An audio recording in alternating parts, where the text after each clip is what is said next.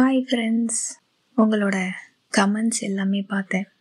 பார்க்க அந்தளவுக்கு கஷ்டமாக இருந்துச்சு.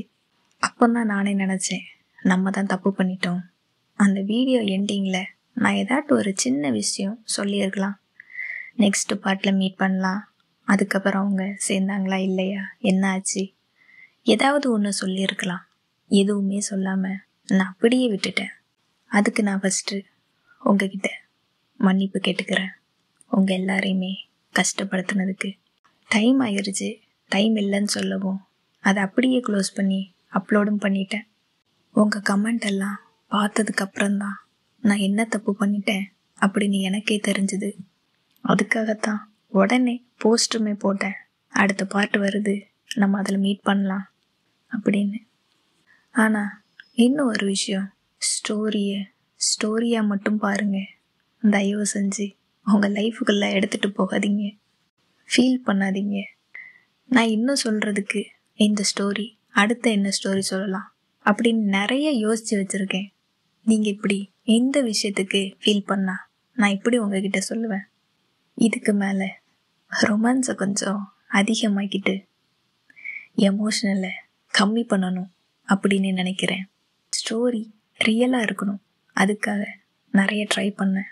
பட் இனி ஸ்டோரியில் ரியலை விட்டுட்டு நம்ம இனி ரீலுக்கு தான் போகிறோம். இதுக்கு மேலேயும் நான் உங்களை யோசிக்க வைக்காமல் அவங்களோட கதையில் அப்படி என்ன நடந்துச்சு அப்படிங்கிறத சீக்கிரமாகவே சொல்லிடுறேன். இப்போ நம்ம ஸ்டோரிக்குள்ளே போகலாமா? 4 வருஷத்துக்கு பிறகு, இப்போ வருஷம் 2018 ஏப்ரல் மாதம், நான் சென்னையில் ஒரு ஹாஸ்டலில் ரொம்பவே அவசரமாக வேகமாக என்னோடய திங்ஸ் எல்லாம் பேக் பண்ணிகிட்ருக்கேன். எங்கேன்னு தெரியுமா? என்னோடய கசினுக்கு மேரேஜ். ஆனால் என்னோடய சந்தோஷத்துக்கு அது மட்டும் காரணம் கிடையாது. நான் இந்த முறை எப்படியாச்சும் ரதியை பார்க்கணும், பேசணும் அப்படி நினச்சிருக்கேன்.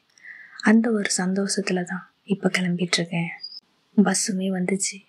பஸ்ஸு வந்ததும் என்னோடய பிளேஸில் போயிருந்தேன். ட்ராவல்னாலே நினைவுகள், ரதியோட நினைவுகளை ஆசை போட்டுட்டு நான் அப்படியே ட்ராவல் பண்ணிகிட்ருக்கேன். உங்களுக்கு தெரியாதில்ல, அன்னைக்கு காலேஜில் நான் அவளை விட்டு வந்ததுக்கப்புறம் என்ன ஆச்சுன்னு. நான் அன்னைக்கு அவளை விட்டுட்டு வந்தேன்தான். ரதி என்ன போன்னு சொன்னதும் எனக்கு கொஞ்சம் கோவம் வந்துச்சு. அங்கேருந்து நானுமே வந்தேன். ஆனால் நான் ரதிக்கிட்ட சொல்லலை. அவள் சொன்னது எனக்கு சரிதான் அப்படின்னு பட்டுச்சு. ஏன்னா ரதியை பார்த்து நான் அவளுக்கு பாய் சொல்லிட்டு அங்கேருந்து கிளம்புற தைரியம் எனக்கு கொஞ்சம் கூட கிடையாது. அதனால் நானுமே ரதிக்கிட்ட சொல்லாமல் சென்னைக்கு வந்துட்டேன். சென்னைக்கு வந்ததும் ஃபஸ்ட்டு ரதிக்கு தான் கால் பண்ணேன். அவளும் கால் அட்டன் பண்ணா. நான் ரதிக்கிட்ட சொன்னேன், ரதி நான் சென்னைக்கு வந்துட்டேன்டி அப்படின்னு சொன்னேன். நான் அந்த வார்த்தையை சொன்னதும் எனக்கு அந்த பக்கத்தில் இருந்து, ரதி சைடில் இருந்து எந்த ஒரு சவுண்டையுமே காணும். 2 நிமிஷத்துக்கு அப்புறம் நான் மறுபடியும் ரதி இருக்கியா, நான் சொல்கிறது கேட்டுச்சா அப்படின்னு கேட்டேன். அப்போ தான் ரதி பேசுனா. நீ எப்போ போன, சொல்லவே இல்லை என்கிட்ட அப்படின்னு கேட்டா. நீ தானே சொன்ன சொல்ல வேணான்னு, அதான் நானுமே அங்கேருந்து சொல்லாமல் வந்துட்டேன் அப்படின்னு சொன்னேன்.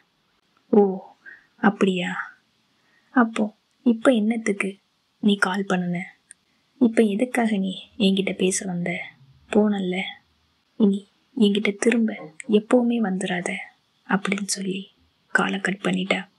எனக்கோ என்ன பண்ணுறதுன்னே தெரியல. அவளோட கோபம், அதை இப்படி சமாதானப்படுத்தணும் எதுவுமே தெரியல. கால் பண்ணி அட்டன் பண்ணா, மெசேஜ் பண்ணா, பேசினாதான் சமாதானப்படுத்த முடியும். தூரத்தில் இருந்துக்கிட்டு நான் என்ன பண்ண முடியும்? அதுக்கப்புறம் நான் ஃபஸ்ட்டு சென்னையில் மயிலாப்பூர் போனேன். அங்கே கோச்சிங் கிளாஸ்லையுமே ஜாயின் பண்ணேன். காலையில் 6 to 9 தான் கோச்சிங். அதுக்கப்புறம் ஃபுல் டைம் ஹாஸ்டலில் தான். எனக்கு என்ன பண்ணுறதுன்னே தெரியல. கிளாஸ் முடிஞ்சதும் அந்த ரூமுக்குள்ளே தனியாக இருக்கிறது. ரதியோட நினைவுகள். ஃபர்ஸ்ட் டைம் வீட்டை விட்டு வெளியில் வந்திருக்கேன். இது எல்லாமே எனக்கு அந்த ரூமில் பைத்தியம் பிடிச்ச மாதிரி இருந்தது. என்னை ஏதோ ஜெயிலில் போட்டு அடைச்சி வச்ச மாதிரி இருந்துச்சு. ரொம்பவே கஷ்டப்பட்டேன். ரதிக்கு எவ்வளவோ கால் பண்ணேன், மெசேஜ் பண்ணேன், எதுக்குமே ரெஸ்பான்ஸே இல்லை. அந்த ஹாஸ்டலில் என்ன பண்ணனே தெரியாமல் ஈவினிங் டைமு அந்த மயிலாப்பூரே ஒரு ரவுண்ட் அடிப்பேன். சில நேரம் ஹாஸ்டலுக்கு வர்ற வழியை கூட மறந்துருக்கேன். அங்கே இருக்கிறவங்ககிட்ட மறுபடியும் கேட்டு தேடி தேடி ஹாஸ்டலுக்கு வந்து சேருவேன். இப்படி ஒரு 3 மாதம் பைத்தியம் பிடிச்ச மாதிரி சுற்றிட்டு இருந்தேன். இதுக்கு மேலேயும் இங்கே இருக்க முடியாது அப்படின்னு எனக்கு தோணுச்சு. அதனால் என்னோட ரிலேட்டிவ் வீட்டுக்கு அண்ணா நகர் அங்கே வந்தேன். அங்கே கொஞ்சம் சொந்தக்காரங்க, அவங்களோட குட்டி பசங்க, இவங்க எல்லாருமே இருந்தாங்க. கொஞ்சம் டைம் போச்சு அந்த பசங்களோட விளையாடிக்கிட்டு. அப்போவும் நான் நிஷாவுக்கு கால் பண்ணி, ரதி என்ன பண்ணுறா, எப்படி இருக்கா, என்கிட்ட எப்படியாச்சும் பேச வைக்க முடியுமா அப்படின்னு நானும் நிஷா கிட்ட எவ்வளவோ கேட்டேன். அவளும் ரதி நல்லா இருக்கா அப்படின்னு தான் சொன்னாலே தவிர, உன்னை பற்றி பேசினாலே அவள் காலை கட் பண்ணிடுறா, பேச மாட்டேங்கிறா அப்படின்னு தான் சொன்னா. எனக்கும் அவள் நல்லா இருக்கிறா அந்த ஒரு பதிலே அப்போதைக்கு கொஞ்சம் நிம்மதியாக இருந்துச்சு. என்னதான் சுற்றி அத்தனை பேர் இருந்தாலும் ரதியோட நினைவுகள் இல்லாமல் நான் இருந்ததே இல்லை. பகல் டைமை நான் எப்படியோ ஓரளவு சமாளிச்சிருவேன். ஆனால் நைட்டு ரொம்பவே கொடுமையானது. அந்த நினைவுகள் என்னை தூங்கவே விடுறதில்ல.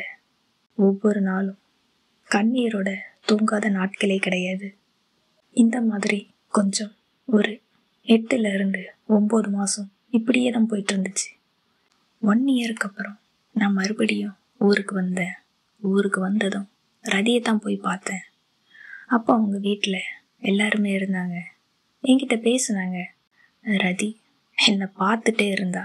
அவங்க அம்மா சொன்னாங்க, அவள் ஊர்லேருந்து வந்திருக்கா, உன்னை பார்க்கறதுக்காக வந்திருக்கா, நீ பேசு அப்படின்னு அவங்க அம்மா, அவங்க அக்கா எல்லாருமே சொல்கிறாங்க. ஆனால் ரதி வாயை திறந்து ஒரு வார்த்தை கூட என்கிட்ட பேசலை. எப்படி நின்றுட்டு இருந்தாலோ அப்படியே அசையாமல் அப்படி நின்றுட்டு இருந்தா. நான் அவளோட கண்ணை மட்டும்தான் பார்த்தேன். அப்போ எனக்கு அந்த கண்ணு என்ன சொல்லுதுன்னே என்னால் புரிஞ்சிக்க முடியலை. ஏதோ திருன்னு அப்படி முழிச்சிட்டே தான் இருந்தா. ஒருவேளை எல்லாரும் இருக்காங்க, பேச முடியாது நீ அப்படி இருந்தாளா, அதுவும் தெரியல.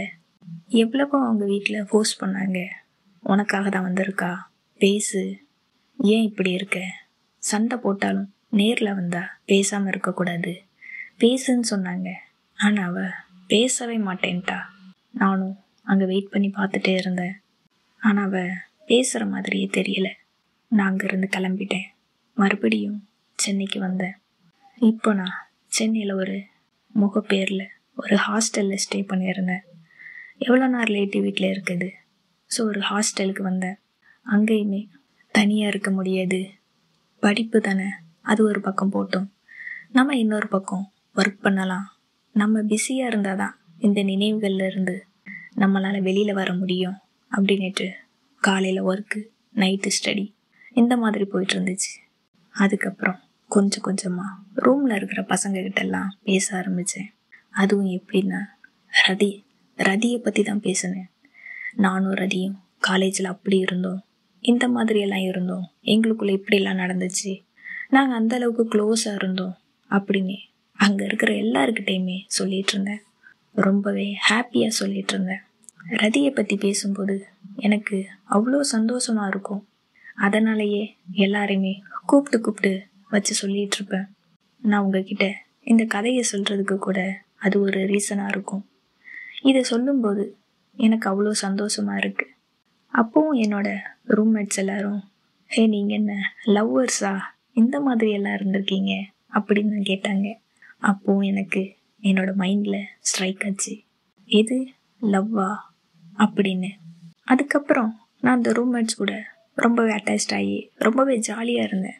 ஒன்றா தூங்குறது, விளையாடுறது, அந்த மாதிரி எல்லாம். அப்போ இன்னுமே நான் ரதியை மிஸ் பண்ணிக்கிட்டே இருந்தேன். அவள் கூட இந்த மாதிரியெல்லாம் இருக்க முடியலையே.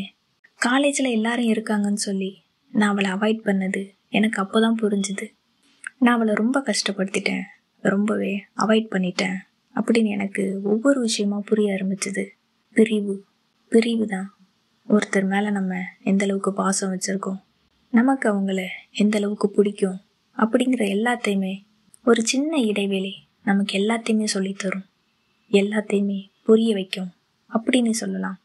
அப்போ நான் ஒவ்வொரு நாளும் எனக்கு ஒவ்வொரு விஷயமா புரிய ஆரம்பிச்சுட்டே இருந்துச்சு. எனக்குள்ள மறுபடியும் ஒரு ஆசை வந்துச்சு.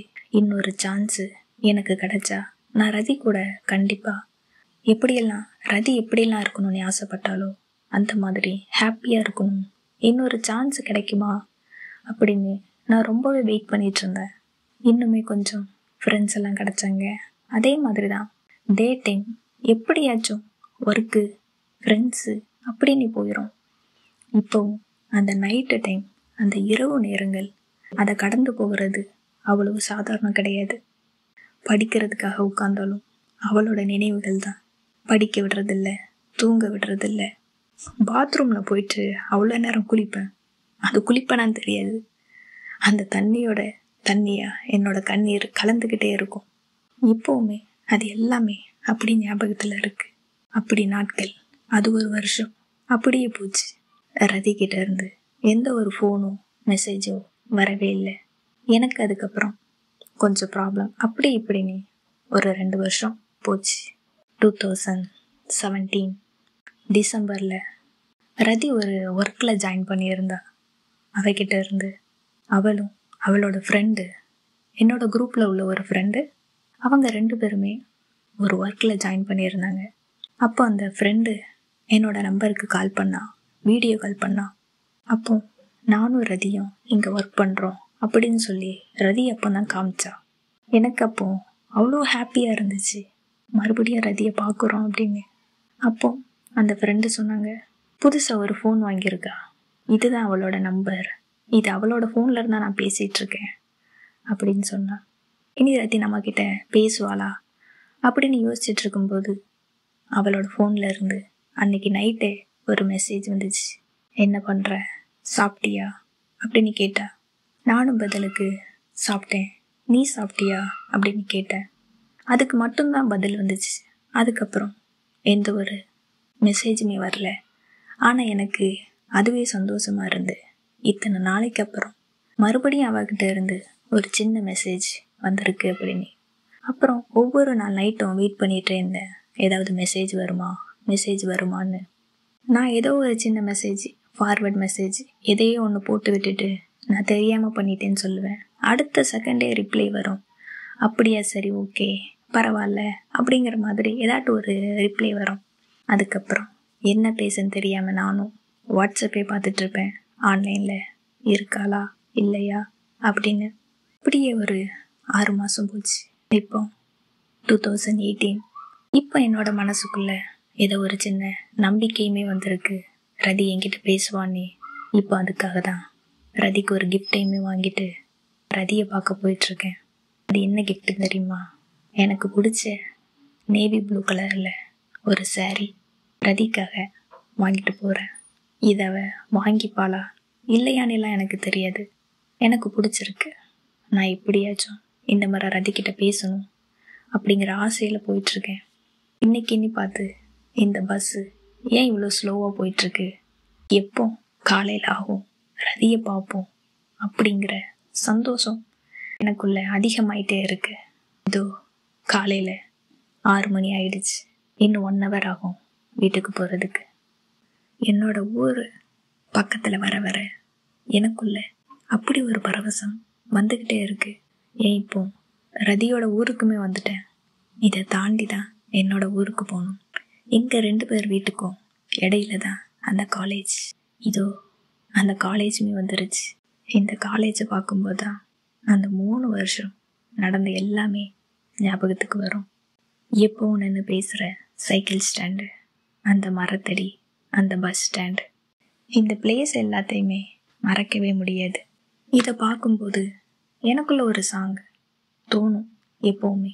அது அந்த 7G ரெயின்போ காலனி, நினைத்து நினைத்து பார்த்தால், அந்த சாங்கில் அதுவும் மெயினாக ஒரு லிரிக், அமர்ந்து பேசும் மரங்களின் நிழலும் நமது கதையை காலமும் சொல்லும், உதிர்ந்து போன மலரின் வாசமா,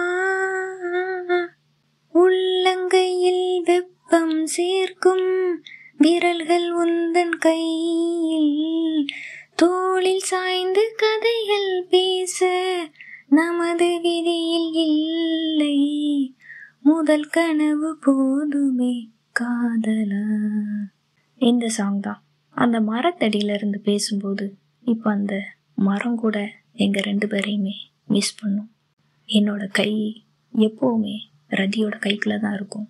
அது எல்லாத்தையுமே நான் ரொம்பவே மிஸ் பண்ணுறேன். இதோ என்னோட வீடு வந்துடுச்சு. கொஞ்ச நேரம் அப்படியே வெயிட் பண்ணுங்க, நான் சீக்கிரம் கிளம்பிட்டு வந்துடுறேன். அங்கேருந்து நாங்கள் மேரேஜுக்குமே போகணும். இன்னைக்கு ஏப்ரல் 22. வீட்டில் இருந்து கிளம்பி எல்லாருமே மேரேஜ் ஹாலுக்கு போனோம். எல்லாரும் ரொம்பவே ஹாப்பியாக மேரேஜை என்ஜாய் பண்ணிகிட்டு இருந்தாங்க. நான் மட்டும் இங்கேருந்து எப்படி எஸ்கேப் ஆகிறது, ரதி வீட்டுக்கு எப்படி போகிறது. மேரேஜ் முடிஞ்சது, ஒவ்வொருத்தராக அங்கேருந்து கிளம்புனாங்க. நான் என்னோடய வீட்டில் என்னோடய ஃப்ரெண்ட்ஸ் வராங்க, நான் கொஞ்சம் லேட்டாக வரேன்னு சொல்லி அங்கேருந்து நேராக ஒரு ஆட்டோ பிடிச்சி நான் ரதியோட வீட்டுக்கு வந்தேன். எனக்குள்ளே இருந்த சந்தோஷத்துக்கு அளவே கிடையாது. ரதியை பார்க்க போகிறோம் அப்படிங்கிற சந்தோஷம் எனக்குள்ள இன்னும் அதிகமாயிட்டே இருந்துச்சு. ரதியோட வீட்டு வாசலில் போய் நின்னேன். அப்போ அவங்க அம்மா என்னை பார்த்ததும் ரொம்பவே ஹாப்பியாக, ஜெஸ்ஸி நீயே வந்திருக்க, உள்ளவா அப்படின்னு கூப்பிட்டுட்டு போனாங்க. பேசிகிட்டு இருந்தாங்க. அதுக்கப்புறம் ரதியை கூப்பிட்டாங்க. இங்கே வா, உன்னை பார்க்கறதுக்கு ஜெஸ்ஸி வந்திருக்கான்னு சொன்னாங்க. ரதியும் வந்தா. என்னை பார்த்துட்டு அமைதியா அப்படி நின்றுட்டு இருந்தா. நான் தான் கேட்டேன் ரதிக்கிட்ட, எப்படி இருக்க அப்படின்னு கேட்டேன். ரதியும் நல்லா இருக்கேன்னு சொன்னான். நான் ரதிக்காக ஒரு கிஃப்ட் வாங்கிட்டு வந்தேன்ல, அதை அவளோட கையிலையுமே கொண்டு போய் கொடுத்தேன். ரதியுமே ஆசையாக ஓப்பன் பண்ணி பார்த்தா. நான் ரதிக்கிட்ட, இது உனக்கு பிடிச்சிருக்கா அப்படின்னு கேட்டேன். அவளும் அதை பார்த்துட்டு இது எனக்கு பிடிச்சிருக்கு அப்படின்னு சொன்னான். அவங்க அம்மா இருந்தாங்க. ரதி ஒரு வார்த்தை கூட பேசலை. எனக்கு டைம் ஆகிட்டே இருந்தது. ரதியை பார்த்துட்டே இருந்தேன். அவளும் பார்த்தா, ஆனால் பேசலை. அவங்க அம்மா மட்டும் பேசிகிட்டே இருந்தாங்க. நான் அதை கேட்டுட்டு ரதியை பார்த்துட்டே இருந்தேன். சரி, இந்த டைம் அவ்வளோதான் போல், நம்ம கிளம்பலாம் அப்படின்னு சொல்லிட்டு, டைம் ஆயிடுச்சுமா நான் கிளம்புறேன்னு சொன்னேன். அதுக்கு அவங்க அம்மா, இப்போ தானே வந்திருக்க, டீ குடிச்சிட்டு போகலாம், வெயிட் பண்ணு, இப்போ தானே வந்திருக்க, கொஞ்சம் கழிச்சு போகலாம், இரு கொஞ்ச நேரம், டீ குடிச்சிட்டு போகலாம் அப்படின்னு சொல்லிட்டு அவங்க அம்மா கடைக்கு போனாங்க பால் பாக்கெட் வாங்குறதுக்காக. ரதி என்னை அப்படியே பார்த்தா. நான் நின்றுக்கிட்டு இருந்தேன் சாரியில். ஃபர்ஸ்ட் டைம் அவன் முன்னாடி சாரியில் நிற்கிறேன். அவங்க அம்மா அங்கேருந்து கிளம்புனதை பார்த்ததும் என்ன நினச்சானே தெரியல, அவ்வளோ வேகமாக என் பக்கத்தில் வந்தா. வந்ததும் அவள் 2 கையால் என்னோட ஃபேஸை பிடிச்சிக்கிட்டு அப்படி ஒரு கிஸ் மாற்றி மாற்றி கன்னத்தில், நெத்தியில், ஃபேஸ் ஃபுல்லாக ரொம்பவே வேகமாக கிஸ் பண்ணிகிட்டே இருந்தா. அவள் பண்ண எனக்கு பதட்டம் அதிகமாகிட்டே இருந்துச்சு. ஹார்ட் பீட்டு ரொம்ப வேகமாக துடிச்சுது. அந்த ஹார்ட்டே வெளியில் வந்து விழுற அளவுக்கு அப்படி ஒரு வேகம். இது வரைக்கும் நான் அப்படி ஃபீல் பண்ணதே கிடையாது. என்னால் நிற்க முடியலை. அவள் கிஸ் பண்ணிகிட்டே இருந்தா. அவள் என்ன அப்படி கிஸ் பண்ணவும் அப்படியே அது தலைக்கு ஏறி தலையுமே சுற்றி அப்படியே சரிஞ்சு கீழே விழுந்துட்டேன். அதை பார்த்ததும் ரதி ரொம்ப பயந்து, உனக்கு என்னாச்சுடி, என்னாச்சு, என்ன செய்யுது அப்படின்னு கேட்டா. எனக்கு அதுக்கு பதிலெல்லாம் பேச முடியலை. என்னால் மூச்சு விடவே முடியலை. நெஞ்சில் கையை வச்சுட்டு அப்படியே உட்காந்துட்டேன். உடனே ரதி ஓடி போய் தண்ணி எடுத்துகிட்டு வந்தா. உனக்கு என்னாச்சுடி, என்னாச்சு, ஏன் இப்படி இருக்கிற, இந்தா கொஞ்சம் தண்ணி குடி அப்படின்னு சொல்லி என்கிட்ட தண்ணி கொடுத்தா. என்னால் அப்பவும் முடியலை.